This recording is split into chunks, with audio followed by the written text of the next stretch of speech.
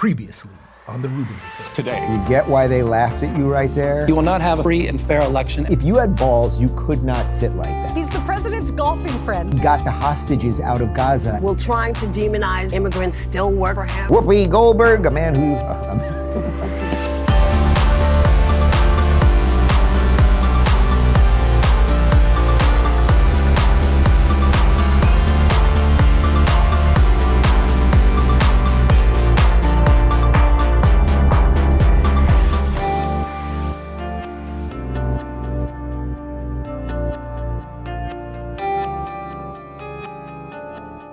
All right, ladles and jelly spoons, I'm Dave Rubin. This is the Rubin Report. It is Friday, December 5th, which means it's time for another Friday Roundtable Extravaganza. And joining me are two Rubin Report returning all-stars, host of the Sean Spicer Show, Sean Spicer, and host of the Winston Marshall Show, Winston Marshall. It would have been odd, I suppose, if Winston had been the host of the Sean Spicer Show, and, well, you get it. Gentlemen, how are you? I'm great. I feel underdressed. Look at how well Winston, and he always is. But at least, you know. God, that made me feel so much better. Spicer, am I going to ask you to stand up, or it's probably best? I didn't know that we had to wear anything, so I'm in a little awkward of a position. Yeah, I would imagine when you had your rather brief stint as White House press secretary, it was mostly behind the podium, just in boxers, right? Yeah, I mean, if you didn't have to walk that little from lower press on, I honestly, if I knew I was just top up, yeah, not a fan. There's something there, I like this juxtaposition here because Winston is dressed like a professional, yet he's in Florida at the moment. He's got the Florida background, and you have a very serious background, lots of degrees, important documents that prove that you're a legitimate political. Oh no, theorist. Dave, none of them are mine. I got them on eBay. If you look at the names, it's like Harriet Smitherbaum. And it's like, no, none of them are. I just got the frames at Walmart and then put other people's things in them. And nonetheless, I consider you two wise political pundits. That may be my mistake. So let's dive right in. We're just going to catch up on some of the craziness of the week. And obviously the big sort of international story, although it really has a lot of domestic touch points as well, are these Venezuelan narco-terrorist drug boats, which are bringing fentanyl, cocaine, and other illegal drugs to our shores. And Donald Trump has decided to blow up these boats.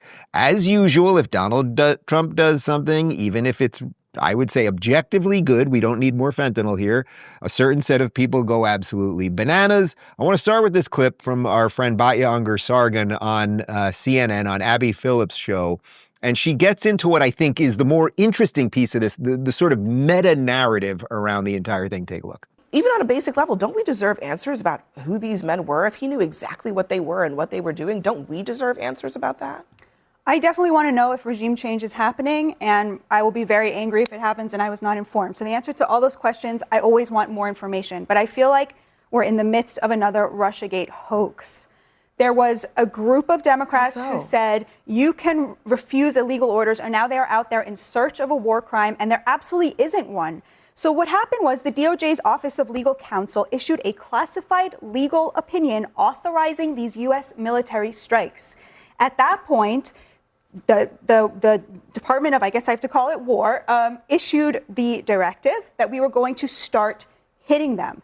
At that point, Admiral Bradley gave the order for the first strike. Pete Hegseth watched it. The boat caught fire.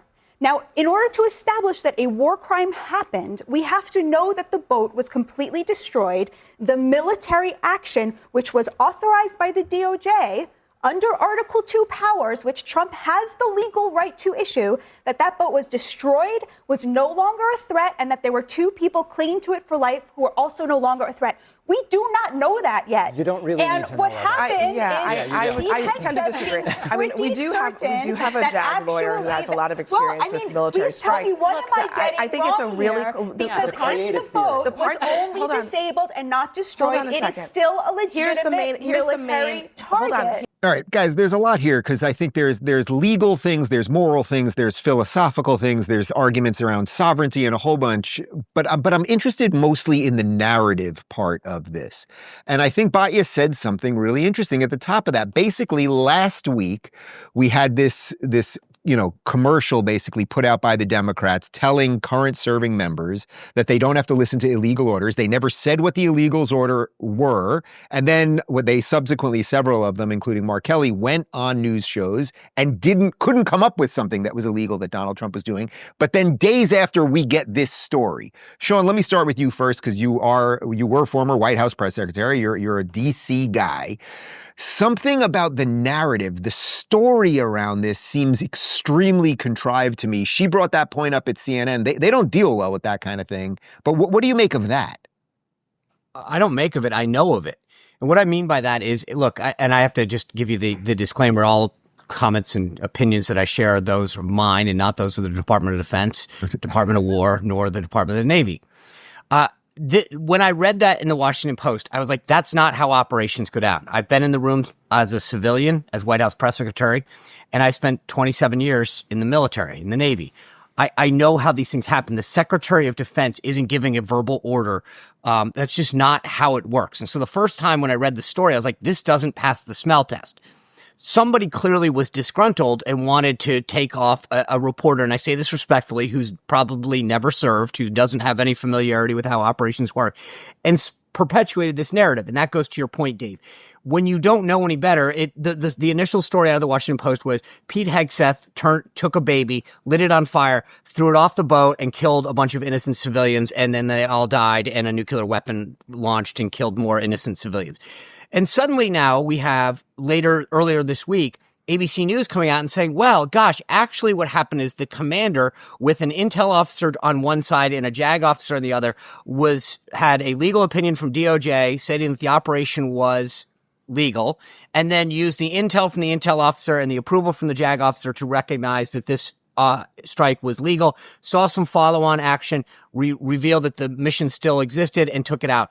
Oh my God, that's actually how a mission's supposed to work. Literally how it's supposed to happen. And now everybody's walking it back and trying to put the genie back in the bottle. But that's, to your point, they were able to sell this because they didn't like Trump and what Trump was doing. But this is literally by the book how it's supposed to work. So I want to get back to the legal stuff in a second, but Winston, you like we're not legal experts. So I want to ask you just sort of an optics question, which is, to me, this is just a win for Trump. People have had it going to our big blue cities and seeing people with the fentanyl fold. I checked the numbers on yesterday's show. 50,000 Americans died of fentanyl overdoses this year. It's over 200,000 in the last 10 years, so it's rapidly escalated. It is a type of warfare if you flood streets with drugs, right? I mean, that's what the opium wars were, and it's not like we're going to be defeated with missiles. So it seems to me, putting aside legal for a second, this is a win for Trump. Blowing up boats that have fentanyl and other illegal drugs on their way to our American shores, especially to the backdrop of all of the illegal immigration stuff, strikes me as a win. And it makes the Democrats look kind of ridiculous as usual defending the bad guys. Do you think that's a fair estimation? It certainly seems to me that it is a just war, insofar as a war. This is a national security threat to America. But if I can push back on you a little, it's that I think that the Venezuelan gangs, what they're bringing into America pales in comparison to what the Colombians and the Mexicans are bringing into America. It is nonetheless a win for Trump, and I'm not trying to take that away from him. And anything that can be done to fight the drug wars, fantastic, particularly as those related to Venezuela. I'm trying to underplay your point there.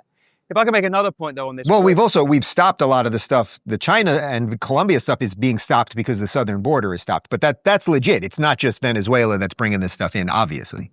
And in attacking these Venezuelan gangs, it sends a message to the Mexicans and the Colombians and others.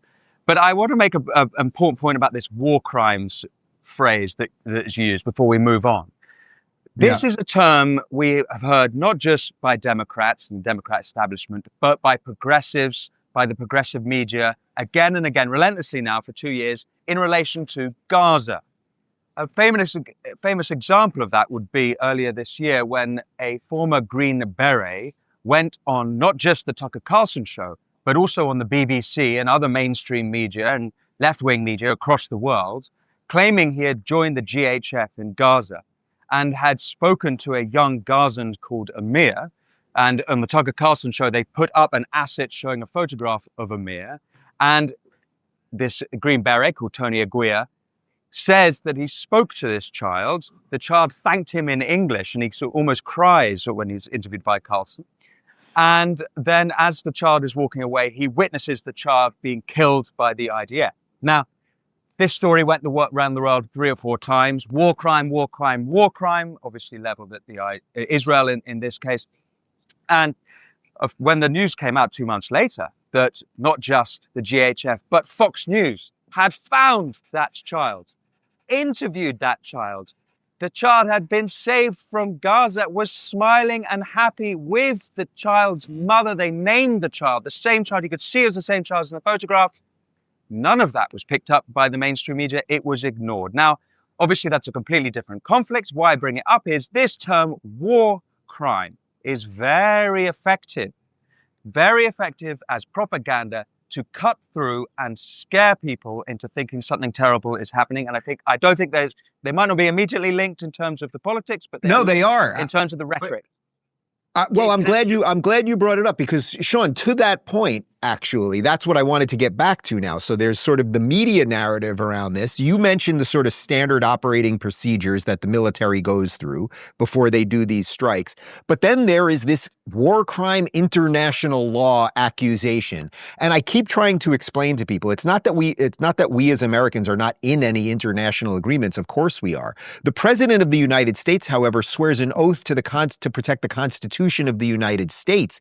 And it is his duty and responsibility to protect the borders as he sees fit. So even for somebody that might say the second strike, and we'll show you some follow-up video on this in just a second, the second strike, this or that or the other thing, it's the Constitution that at the end of the day is what this is about, not the International Criminal Court or international laws or war crimes, et cetera. Yeah, well, 2 points on this. One, just to go back a second on the narrative, just think about what has changed. Joe Biden allowed people to willy-nilly come into this country that committed crimes, that brought drugs, and said, I can't do anything to stop it, which is not true. And yet he was hailed as a hero for helping these folks. Trump says, I'm going to stop drugs from coming into the country, stop criminals from coming into the country, and everybody protests. And the media talks about war crimes and all this stuff. I mean, just to your point about how the narrative has shifted, it's unbelievable. But secondly, again, I have to go back to the process. So if the military wants to conduct an operation, and this is to your point about war crimes and everything else, they get an opinion. They go to the Department of Justice and say, we would like to do X, whatever X is. Is this legal or not? And the DOJ says, it calls balls and strikes. This is legal under these circumstances if this happens. And then the military sits in a tank, a room, and says, okay, to my left is my intel officer, to my right is my JAG officer. The intel officer says, based on the plan that was approved, yes, that boat has drugs. It's threatening things. That's our intelligence. The JAG officer says, okay, under what was given to us by the Department of Justice, do we have the legal authority to strike based on what DOJ said? Yes or no? Balls and strikes. Then the answer comes to the commander, and the commander says, okay, my intel officer says that boat has drugs. My JAG officer says I have the legal authority to do it. It's now my call whether to do it or not, right? But where the problem is, and this goes back to what Winston is saying, what you're saying, is people disagree and say, I just don't like it. It wasn't a good idea. That's not a war crime. That you may not like it. Like, it's like higher taxes. I don't like them, but if you pass them legally, it's a fact. It's a law. I have to abide by it, and I have to decide to change it or not. What the Trump administration has done, whether you like it or not, is legal. It followed the process. And what happens is when people don't get their way, it goes to Winston's point. Well, it's okay. It's a tearing the Constitution. It's undermining democracy. It's a war crime because you didn't like it. That's very different. There's a lot of things I don't like, right? But that doesn't mean I get to say they're a war crime or they're undermining the Constitution. Right. And also, what the left does now. The hypocrisy part of this, I mean, we all know, had Barack Obama did this, and by the way, Barack Obama drone struck an American citizen. That was in the pursuit of the greater good. Well, of course. But anyway, a lot of this was whittled down to the second strike, that it appeared that 2 of the guys were not killed in the first strike, and everyone was saying it was intentional that they killed him. And even that now is being walked back. Take a look from Fox. Tonight, new information. According to a source familiar with the incident, the two survivors climbed back onto the boat after the initial strike. They were believed to be potentially in communication with others and salvaging some of the drugs. Because of that, it was determined they were still in the fight and valid targets. A JAG officer was also giving legal advice. This backs up the entire second strike. Yes, I mean, it just doesn't get more crystal clear than that. The mission is take out the boat, stop the drugs, keep this vessel and its cargo from reaching our shore using lethal means. Winston, I want to go right back to the same thing I asked earlier, which is I still think even if the two guys that didn't get killed immediately weren't going back to get drugs and they were just injured and whatever, this is going to sound cold, I suppose. I don't care. They were drug traffickers coming into the United States. I'm not saying ignore procedure that Sean is talking about, but I don't think the average American, oh gosh, we didn't pick up the guys who got injured while they were bringing fentanyl to our shores. I don't think people care. I mean, I get a hysterical people that want to take out Trump care, but I mean, look, I understand why you would feel that way, and honestly, if they were doing that to my country, I'd also be like, I don't give a damn, and they shouldn't have been started doing that in the first place. Having said that, why America is so brilliant and why it has been the righteous police in the world and a righteous force in the world is because it's held itself to a high standard, and just for the sake of being, I think, responsible, I would say I'm not going to fully go along with that clip we've just saw. It might be the case that what is true, what we just saw in that clip, what we were told. But the fact is we don't know yet. And until we do, I will reserve personal judgment. I mean, if you were on that boat and you were that drug smuggler, and just taking what you said aside for 1 second, Dave, if you were then drowning in the sea, your reaction is going to try to get back into the boat. And so at that point, if it was I and you, we wouldn't be in that situation, but if we would try and get back in the boat, and then at that point, we don't know what anything they do is they could be potentially trying to get in touch with their colleagues, wherever they might be. So it's just the whole thing is murky and cloudy. But I'm inclined to go along with you, Dave, and agree they shouldn't have been there in the first place. Right. Well, that's the point. And I just think that Trump, and maybe Sean, you can probably speak to this since you know the president and worked for the president. I mean, I just think he doesn't care. And I mean that in a positive sense, meaning he's saying we have had it with this situation. We've had it with the border situation. We've had it with the illegal situation. We've had it with the drug situation. And he's basically saying, okay, you want to hop in a boat and bring drugs over? We're blowing you up. And I'm not saying he's saying do it without paying attention to our processes that you've mentioned already. But I just see the way he's responding to this and the way Hegseth is responding to it. And they're just like, we're going to do what we have to do to protect America. And I think that's what Americans want to hear. Look, one thing I'll tell you, having been in the room with the president, watching him order strikes, he is very sensitive, which I'm glad for innocent lives. And I don't mean not innocent, but once you're out of the fight, legally speaking, in terms of the military, if you're not, to Winston's point, if you're out there just rafting, you are not a target. You cannot be targeted anymore. Those are the rules. And the reason I care about that, not only do I agree with what Winston said in terms of having a higher level, is because I don't want other countries ever using the justification of what America did as a way to take out U.S. service members or innocent U.S. civilians, right? So I actually think about it in a broader global standpoint. I don't want anyone to ever say, well, the U.S. did X under this auspices, so we get to do it with, some tourist that we believe was posing a threat to us. So I actually believe in it for a variety of other reasons.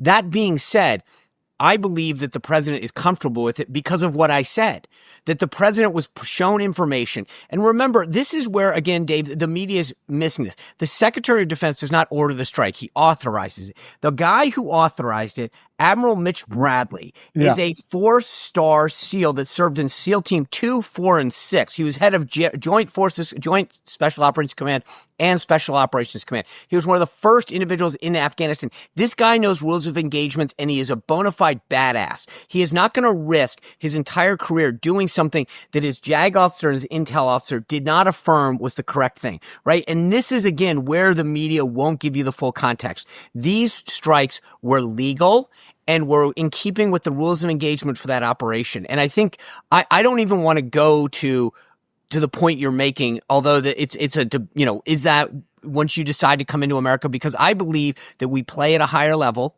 as Winston said, and I believe that I want to be the example for the rest of the world, which is, hey, look, if there's a close call, but these guys re-engaging in the fight deserve, like, that's at that point, they're fair game. By the way, I'm actually not really disagreeing with both of you on that, other than to say I think that most Americans in their gut, they don't care that much, and I'm completely sympathetic to it. It's like when a criminal breaks into a house and gets shot. And gets shot. Hey, sorry, dude. Yeah, exactly. So I want to show you one other thing on this, and then we'll move on. But let's go all the way back, time machine it to 1989. You may recognize this guy who was really into these kind of strikes way back when. The trouble is that the president's proposals are not big enough to deal with the problem. We think we should do more to stem the flow of drugs across our borders, and we think we should go one step further. Let's go after the drug lords where they live, with an international strike force. There must be no safe haven for these narco-terrorists, and they must know it. We have to lock up the dealers for a long, long time, and we have to attack the source from which the drugs come. And we have to do that not a piece at a time, but all at once. And we have to do it now. And there's not any reason why we can't do that. We have the power, we have the money, and we have the knowledge. Winston, what's particularly fascinating about that clip from, again, 1989, that's then Democrat. Well, I suppose he's still a Democrat. He's just not that functional right now, Joe Biden. But George H.W. Bush was president at the time. So you have a Democrat senator saying that the Republican president was not going far enough. And I think the key line there was go after them where they live. So that would be literally bombing Venezuela right now. So that guy has very little to do with the Democrat Party of 2025. Well, most striking, I think, is the editorial change in Rubin Report since I've last come on. This is a pro-Biden stance is now taken. No, we love old Biden around here. We love old Biden. Yeah. Not old Biden. Old Biden. Yeah, right. Old Biden. Well, I guess we'll see. I mean, there's something like 15,000 troops now amassing around Venezuela. And, I mean, Sean, you'll know a lot more about this than me. You're a military man. It seems that America is preparing for conflict.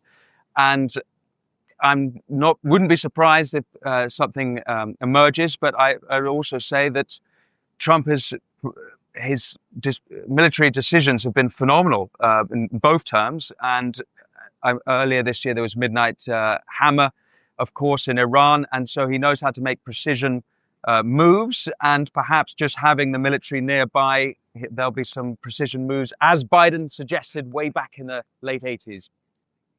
Sean, maybe you can bring us home on this segment with this, that, you know, there's a certain portion of people on the right that seem to be frustrated with Trump because of foreign policy. My position has been America's leading through strength again, and we've, I think, done a hell of a job in the Middle East. It doesn't mean it's always going to hold. I think he's working on the Russia-Ukraine thing. I think he's sending a signal to Venezuela. I don't want troops on the ground in Venezuela, but maybe moving carriers there is the threat. I mean, these are basic military precepts. Where do you stand with just the overall strategy here? Yeah, by the way, I will say this about Biden. It's amazing how many things, not just Biden, I mean, that was probably when he was also pro-life, by the way. Yeah. Right. It is amazing. A pro-life Democrat, yeah. How many contours a lot of these Democrats, including Biden, can put them through and not have any accountability. Like the idea, like that clip, if I were President Trump, I would do an address tonight and be like, ladies and gentlemen, I'm going to do this, and just troll him.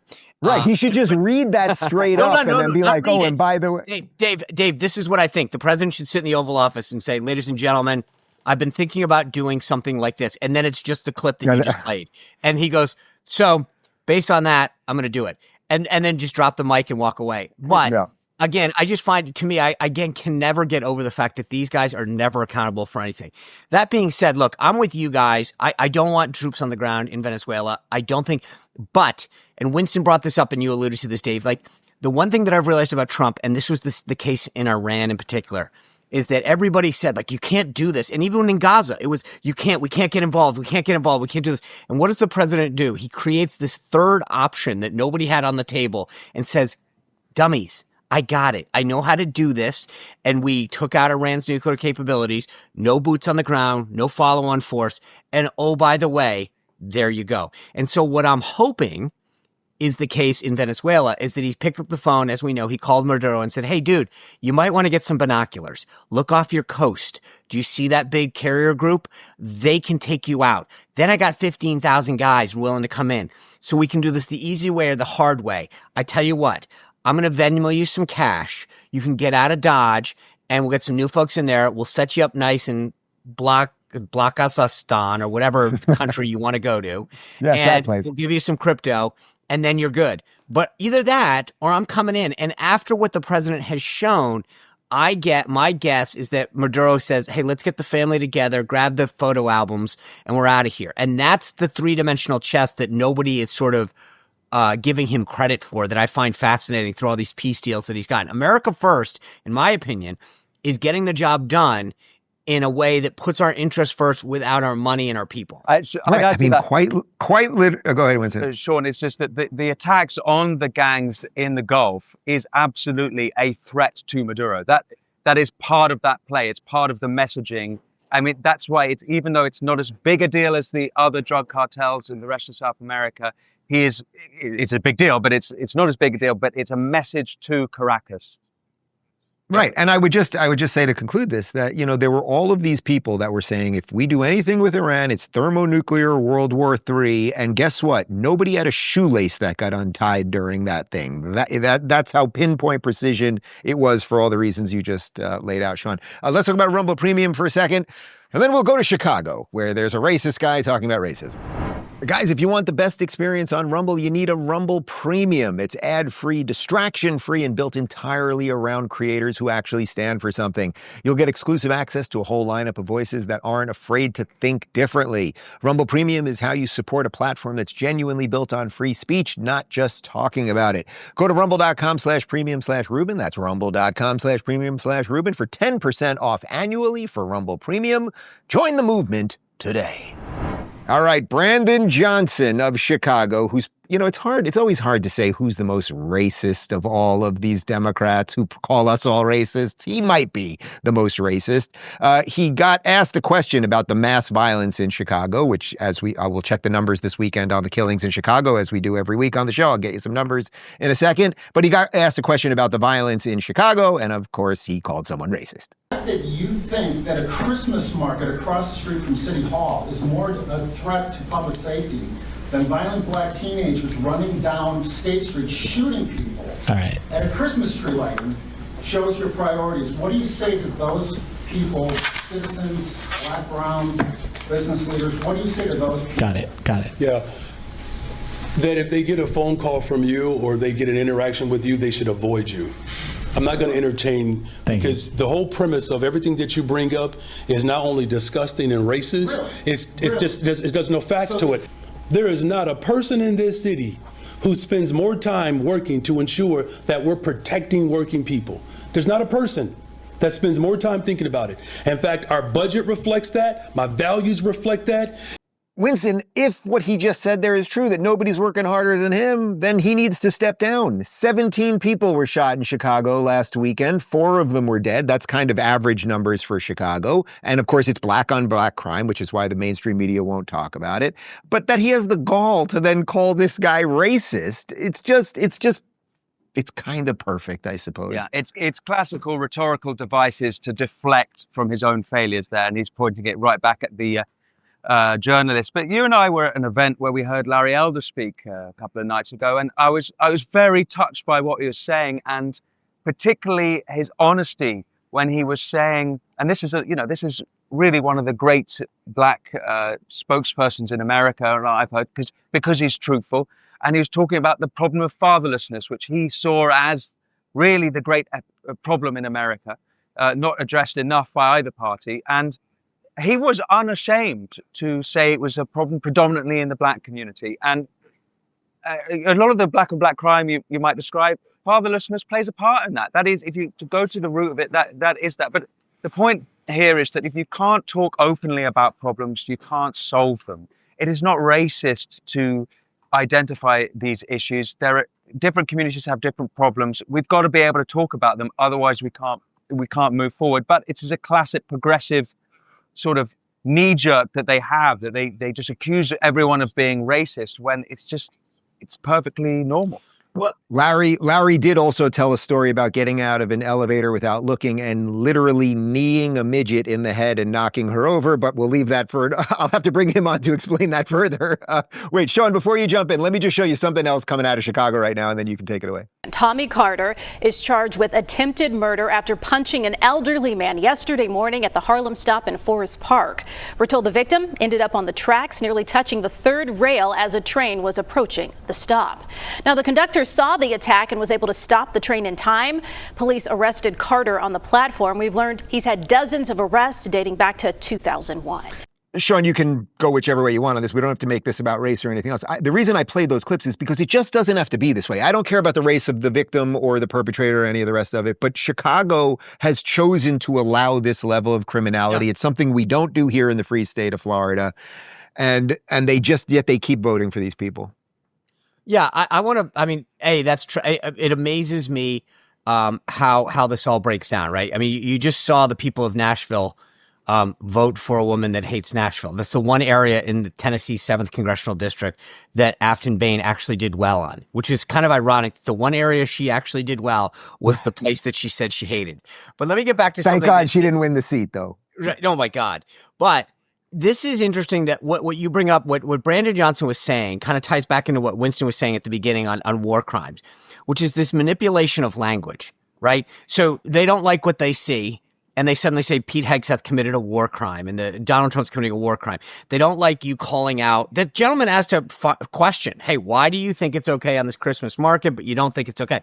Legitimate question. Any politician should definitely be able to handle that. Like, here's why I think this, or here's what you don't get right. But he immediately then pivots to racism. And this is the bigger problem that I think that we have on the right now, which is they are fighting a war. And I get why the president's upset about affordability, but their use and manipulation of language is something that our side has to understand. I'm guilty of this too. I dismiss it. I go, there's no way that anyone can think that that's racist or that guy's Hitler or a Nazi, right?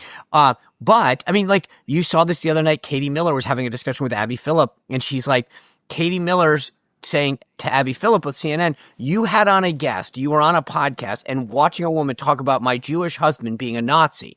Like, that just, and yet Abby Phillip was like, well, that's not really what happened. The left's ability to manipulate language to their side is something that is frankly, in some ways I admire as a political operative.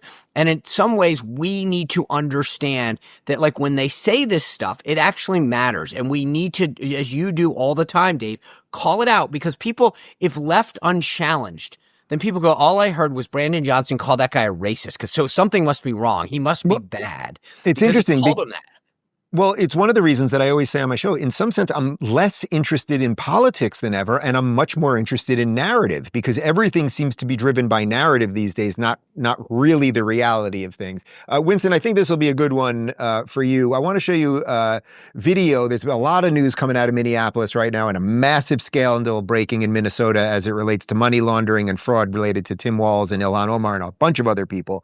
But here is a Minneapolis police officer giving a press conference, and you might notice something curious. Marka Minneapolis Police now ayaa wacaysaan qodobka ugu dambeeya waxa weeyaan inagu ma enforce gareyno ama ma taakulayno nimanka la yiraahdo ICE ee dawladda ka socda federaalka ah soo chiefka uu sheegay hadii ay caawimaad u baahdaan oo caawimaad ay mataqaana ayaga dib u soo gaaray kama joogi karno waa inaan imaano weeyaan.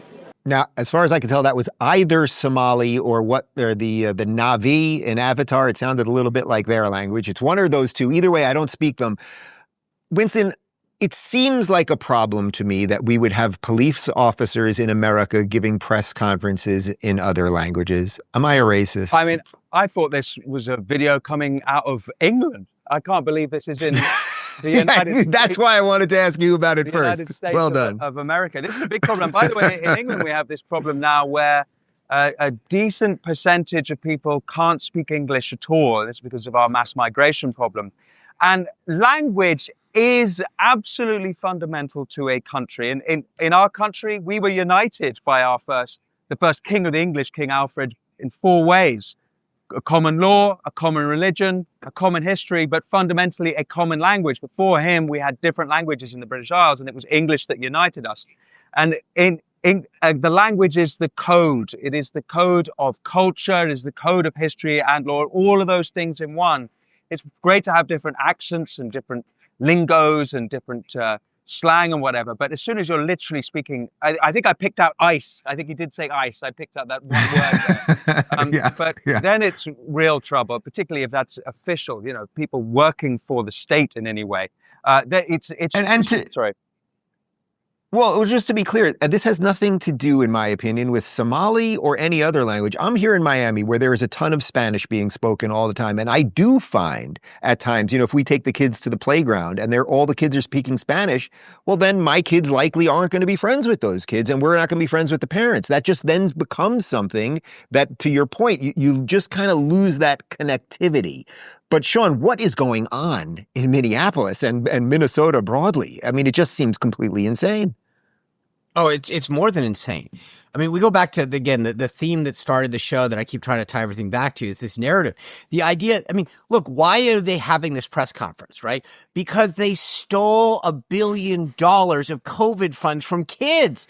This is literally what Democrats normally rally about, children and their sake, and we love COVID money. And suddenly, the reason that press conference happened was because the President of the United States said, hey, Tim Walz, 400 employees from Tim Walz's state, his people said that he knew that these people were scamming the system and he did nothing.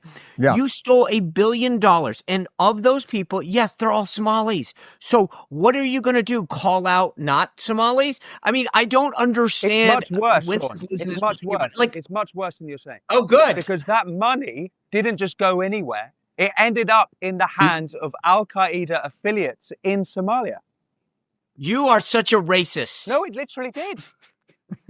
It doesn't matter. You're still a racist. You're still a racist. To that point, watch this. Here is Trump on Jacob Frey, who is the mayor of Minneapolis, who's usually speaking in Somali, somehow beat the Somali candidate because it has something to do with aligning with Somali gang members. The whole thing is so bananas. But here's Trump on Frey. Mr. President, thank you. The mayor of Minneapolis, Jacob Frey, is saying that he's actually proud to have the largest Somali community in the country, and his police chief. Well, then he's a fool. Well, his police chief is also saying I wouldn't be proud to have the largest Somalian. Look at their nation. Look how bad their nation is. It's not even a nation. It's just people walking around killing each other. Look, these Somalians have taken billions of dollars out of our country. They've taken billions and billions of dollars. They have a representative, Ilhan Omar, who they say married her brother. It's a fraud. She tries to deny it now, but you can't really deny it because, it just happened. She shouldn't be allowed to be a congresswoman, and I'm sure people are looking at that. And she should be thrown the hell out of our country. And most of those people, they have destroyed Minnesota. He's still got it. Even the way he says she married the brother. It's like, okay, but putting that aside, Winston, again, you are from across the pond. You are from a country that has had an integration problem that you just referenced and a language problem and cultural problem. And it seems to me that it's only in the last year that people in America are realizing we have it here. So if we are behind you in some sense, what would you warn us of and what should we do? Well, actually, I'll give you a good example which might highlight the problem, which is a good friend of mine, Ayaan Hirsi Ali, who is, in fact, Somali by origin, but she has also become one of the great defenders of the West living in the West. And what's crucial about Ayaan's story, it helps, of course, that she is now a Christian, although she was a prominent new atheist for some time, calling out Islam. But she has very much integrated. She has understood and proselytized about the great things about Western civilization, the great principles of the individual, and all of the things that have led to prosperity in this corner of the world, in this corner of time. And she has integrated, and she is she's in a Western community, and she is married to a Scotsman. She's now actually Lady Ferguson. And by contrast, so it's not actually about individual Somalis. And I make that point because I know our detractors will claim we're being racist, but it's not about individuals. It's what happens is when you have any group, doesn't matter if they are Latinos in Miami and your neighbors, Dave, or they are Pakistani groups in Bradford in England, or Somali groups in Minnesota. If they come en masse to a place, they have no incentive whatsoever to integrate. They will bring their cultures with them. They will form their own enclaves. They will keep their language. Somalis, for example, are the highest propensity of those who practice female genital mutilation in the UK. So we never had a problem of FGM in the UK. We now have one. It came with the Somalis to Britain. We have a problem of roaming street paedophile gangs that has come with the Pakistanis who have come, because that's a thing common to a certain region of Pakistan. It's not even common to all of Pakistan, just a common certain region. The point here is that if you bring in whole communities en masse, they will form their own enclaves. They will not integrate. And so trying to work out how to assimilate and integrate, that is key. Ayan is the example that it can be done. By the way, the idea that there's a nuanced nickname or FMJ, like we've now gotten to the point where it's gone from being sort of disgusting and outrageous to having its own little brand and an acronym is kind of scary. But you know what? You saw this issue. I visited Australia a few years back, and they've got the same problem with the Chinese, that they didn't come to assimilate and move into neighborhoods. They came in to take over blocks and areas and neighborhoods, right? And suddenly they just create their own church, their own stores, and they live by themselves and don't assimilate into the thing. America used to be talked about as this great melting pot. You came in, and now you see this in all sorts of places. And I think Winston's right. He's giving us the warning because we see it obviously in Minnesota but we're seeing this with other ethnic groups as well, where they all come in and form a little thing. And there's a difference. Again, I have no problem. Like, obviously, if you want to live, close to neighbors and friends and all this, but they don't want to be part of the American fabric. And that's the difference, is that you hear Ilhan Omar and others talk, they despise it. And that's the difference of the example that Winston gave. You want to come here because you embrace the principles and the foundations of what makes America great, this idea of capitalism and, entrepreneurism and the freedoms that we have. That's great. But if you want to come here to basically import your bad ways and sort of corrupt ways of then that's counterintuitive to what we should want. Yeah. Right. And there's also multiple layers of it where certain communities are very insular and then do have sort of anti-American beliefs. When I mentioned going to the playground with my kids and hearing Spanish, it's not because the Cubans are anti-America. They freaking love capitalism by and large. I just wish some more people would say, hey, I'm here in America. The way my great-grandparents who came here from Eastern Europe did, they dropped the language and they said, we are American now. We better learn English. And then my grandparents did, et cetera, et cetera. The other problem, of course, of all of this is that the Democrat Party to its core now has become a pro-illegal immigration party. Here is, she's a little scary to look at, frankly, Pramila Jayapal explaining that she wants DHS to be unable to detain illegals. Enough. Our Dignity for Detained Immigrants Act has a remarkable, unprecedented 123 original co-sponsors. Before we've even introduced it, 123 co-sponsors, and it overhauls the detention system. It drastically scales back the use of detention. It ensures that every single immigrant who is in detention has their human and civil rights protected. Our bill also phases out the use of private for-profit detention centers. It prohibits the detention of children and families and makes it harder to detain primary caregivers and vulnerable people like pregnant women or seniors or workers who are whistleblowing on unscrupulous employers. All right. So again, it's partly what we've referenced a couple of times here. They do this stuff with language. It's protecting rights of detained immigrants, not illegal immigrants. They never say illegal, detained immigrants. I think we can kind of liken this to the story up top, which was I frankly don't care that much how we treat illegals. If you are caught here an illegal, you've got to go. And I think that's what most people fundamentally understand. You either have laws or you don't. I'm not saying go out of your way to abuse people, but the Democrat obsession always with the illegal at the expense of the legal is not right, nor just, nor decent, nor anything else, Winston. Yeah, in my country, they use the word irregular immigration instead of illegal because they're too scared to use the word illegal. And you're absolutely right. These are criminals. If you've come to America illegally, you are a criminal. It's the same problem we've got in my country. And these guys want to do everything they can not to make it safer for those who are accidentally detained, who are there legally. No, they're trying to thwart the whole operation. That's what they're doing. If they thought that, they would say explicitly, actually, yes, we've got to remove criminals who are here, people who have come here illegally. No, they are trying to thwart the whole operation. That's clear. And there's other clips of hers and others of Mahmoud Khalil. I'm not sure if you're going to show of him. Yeah, well, why don't we jump to this clip? So then Mahmoud Khalil, who was a Columbia student here on a green card, who then partook in the Hamas rallies, which stopped Columbia kids from being able to go to school, put aside what they were chanting and everything else. He was on a green card, not a citizen, leading chants. I have no problem saying for a terrorist organization that killed 47 Americans, he magically shows up. They are being tarnished in the media while they didn't do anything. No one should be detained for immigration enforcement. No one. There's no need for detention for immigration enforcement.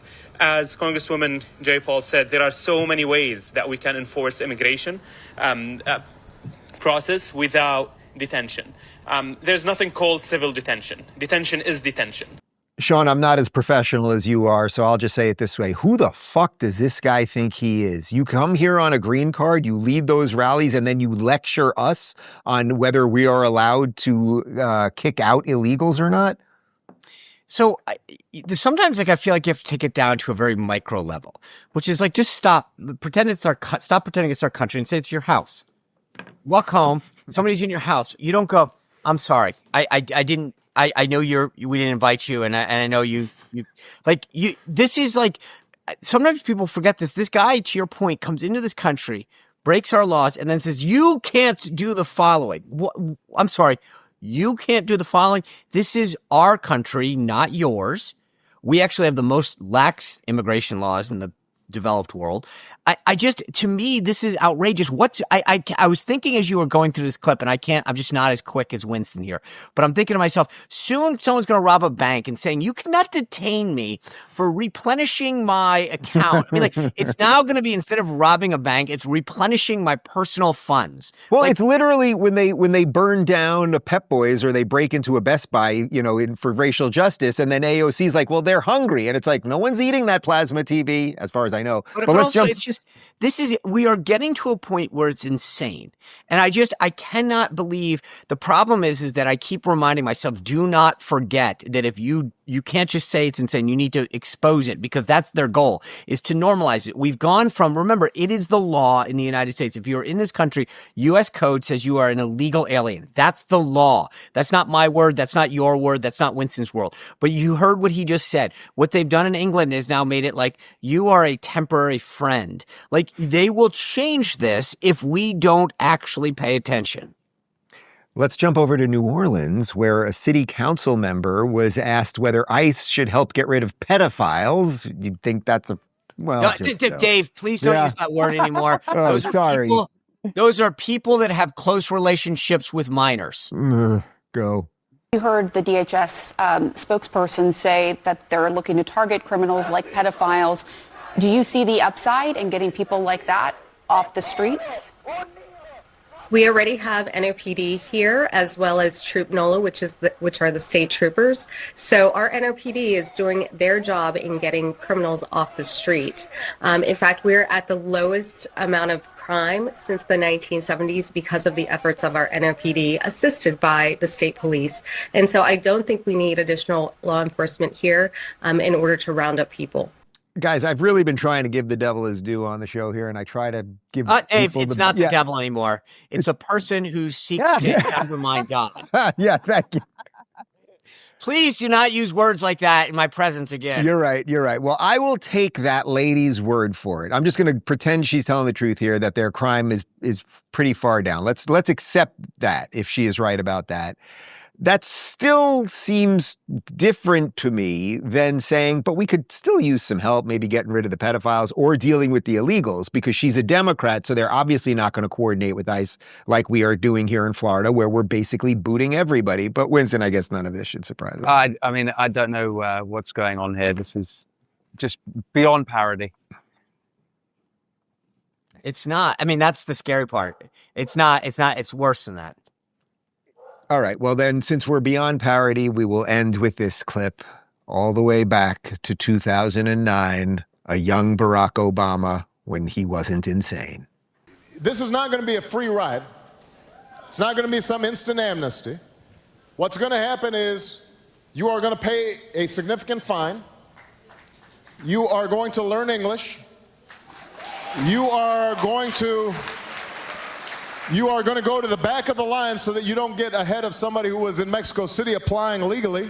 Wow, Sean, who is that racist guy that sounds an awful lot like Donald Trump right now? You're going to go to the back of the line. You're going to pay a fine. Don't cheat the system, blah, blah, blah. You can keep your doctor. Wait, that's a different thing. I forgot. Same guy, though, I think. You can keep your plan, your doctor. This won't cost more money. It's funny because I believe that he's tethered to the other guy that says that we should go strike boats, right? Isn't that the Obama? Yeah. That's why people say, oh, Biden. Because they both kind of are full of. Look, I go back to what I said earlier. This is insane. These guys, there's no accountability. If a Republican merely, and that's why I said to you jokingly, but in all seriousness, if I were Trump, I'd get in the Oval Office and say, tonight I want to address a really serious issue.